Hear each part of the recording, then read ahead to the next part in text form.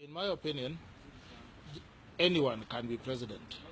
And all the people who have been president of Kenya are people who were thought to have no chance. Jomo Kenyatta, our founding president, was so old, many people thought he'd die when he was imprisoned. He survived, he became president for 15 years. Daniel Arap Moi was seen as a stopgap measure, while the Kiambu Mafia was deciding who would take over from Kenyatta. He served for 24 years. Mwai Kibaki lost twice, was considered a has-been. He served for 10 years. Uhuru Kenyatta had the ICC on his back. Nobody thought he was even going to be allowed to run. He has served for 5 years.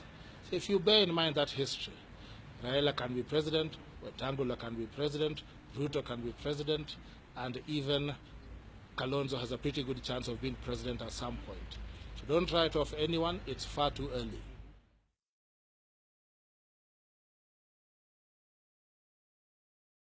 Well, it depends on whether they can take their grassroots supporters with them, and that's never obvious.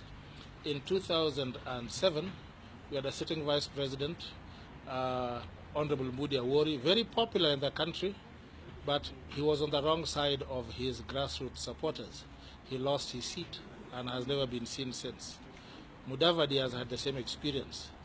In 2002, he was running mate with Uhuru Kenyatta. He lost his seat. So you can't be sure if you'll take your grassroots with you. You have to bear that in mind when you're shelving your ambitions. If they will listen to you and support someone else, then that's okay.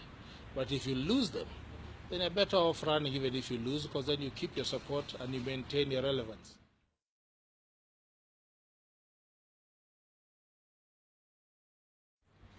It could be, but also it may not be. Like, no one really expected that there could be a coalition between the Rift Valley and Mount Kenya. After all the bitterness of 2007, they managed to find a way to unite. What about Raila and Kalonzo? They were the bitterest enemies after 2007. Raila's people said if Kalonzo hadn't gone away with those 800,000 votes, there could have been no doubt who the winner was.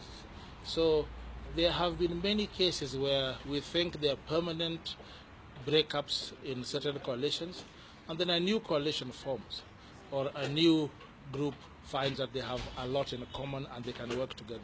I won't be surprised. As I said earlier, it's still early. 6 months to the election, it's very hard to make new coalitions. But now, well over a year, there's plenty of room for groups to form, and I wouldn't be surprised if CORD finds a way to work together, because they've been together all this time. They may remain together.